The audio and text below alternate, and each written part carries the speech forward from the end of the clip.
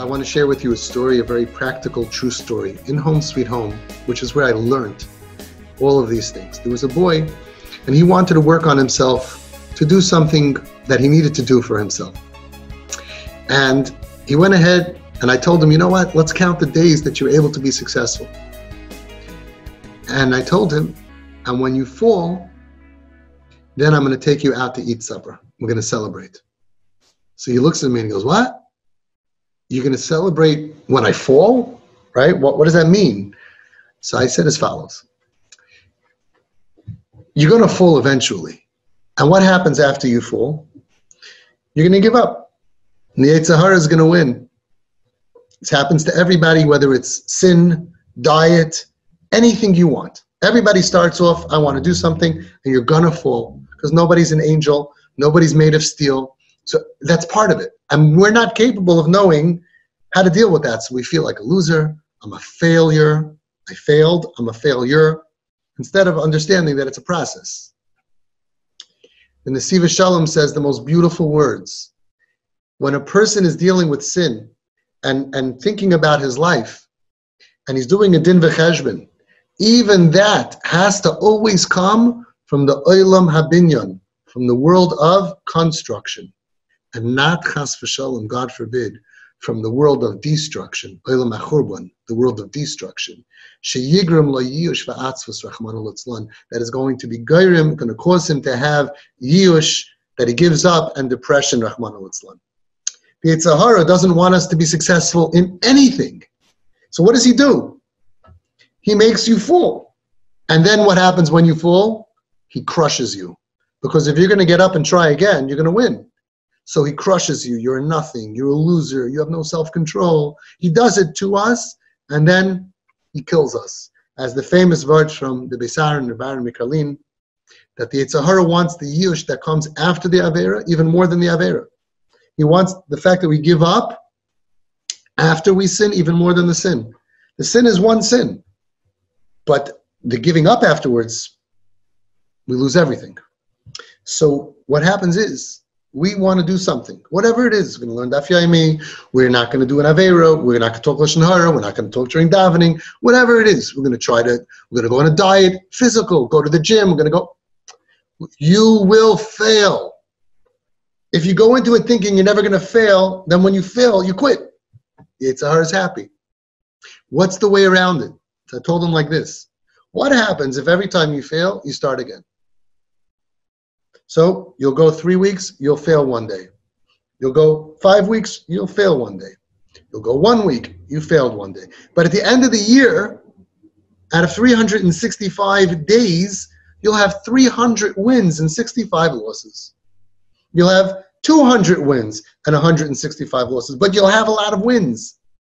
But if after you fail, you don't pick yourself up and go again, then you have 365 days of failure.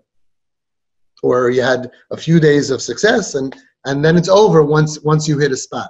So I told him, I want to celebrate when you win. I want to celebrate when you fall. Why? What's the celebration? Because now you know how much you can do, and that's going to be your record to beat. So he went ahead and he was good for 54 days. And then he failed. He fell. And we went out to a restaurant. I said, now you know your strength level is 54. Now you're going to beat it. Whenever you're ready to start, you want to start tomorrow? I need a break. Okay, next week you want to start? You're going to beat 54. Now, it motivates him to beat 54. But even if he doesn't beat 54, he does 20 and he falls. Celebration. You did 20 days, but remember, you could do 54. Let's try again. By the end of the year, he will end up having 10, 20, 30 bad days, 330 successful days. Because you won't quit. Because he'll know. And it's the same thing. You're lifting weights. Wow, now I can lift 50. That's my number. I don't feel good. I'm weak. I didn't sleep well. I didn't drink enough. I'm lazy. So I can't do my number. But I know what my value is. I know what my number is, 50. And next time when I'm ready, I'll go for more. I'll go for 60. As long as you don't give up, you'll always push past that number, and that's who you are.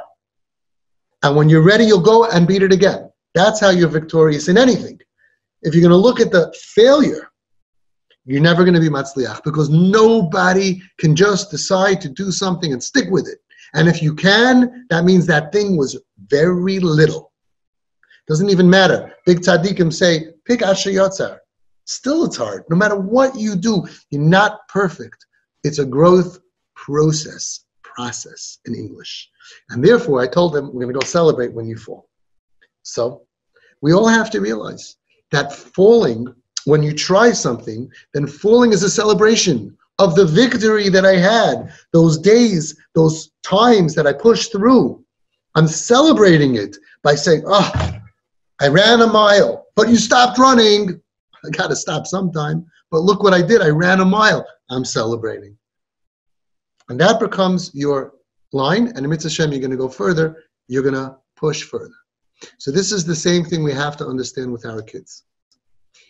She was good for 9 months. It's unbelievable. She feels like a failure. Why did I bother fighting so much? I'm back to where I was. What's our answer? You're not back to where you were. You used to be someone that couldn't last a week. You didn't have muscle to fight a month. You now are somebody who can fight the fight for 9 months. Celebrate. Celebrate that gvura that you have, that other people don't have. And then, when you're ready to get back up on the horse, you'll try again. And maybe you'll succeed more than 9 months, but maybe you won't. Maybe this time, I only did a month. Celebrate.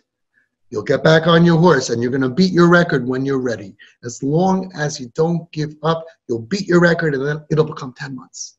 It'll become 12 months. And then it'll be more consistent as long as you don't give up. So this is the biggest tool of the Yetzer Hara, waiting for you to fall. He likes when you try.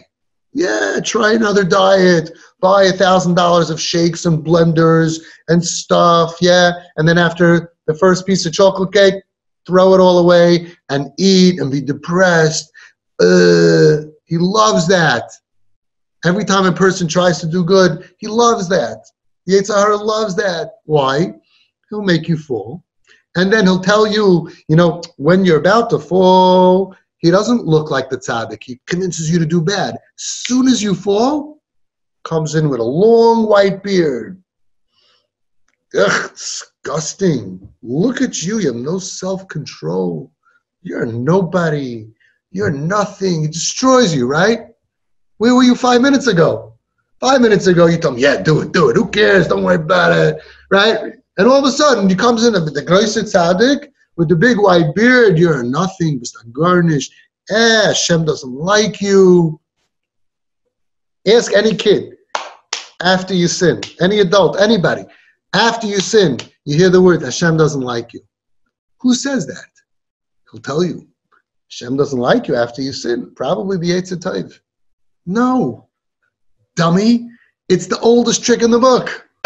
It's the Yetzer Hara.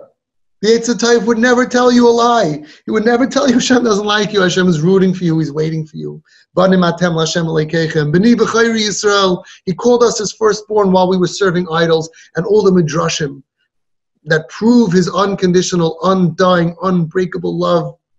And you think the Yetzer Tov is going to go tell you, Hashem said to you, give up. Hashem has a message. Give up. Not interested. You want to daven? Feh. No. Ki ata shomea tfilas kol peh.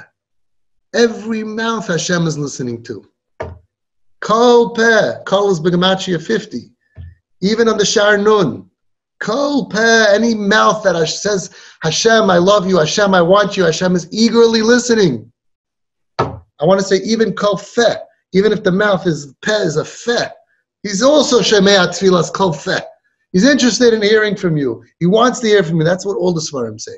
Comes the Yetzer Hara, puts on his spadik, his shtreimel, his nanach yarmulke, and a white beard, and says, "Ugh, you're disgusting. You're despicable." We have to know. What are you talking about? Oldest trick in the book. Not true. Not true. You did it to me. You're the one who caused me to stumble. I'll tell you one more amazing Nasiv Shalom.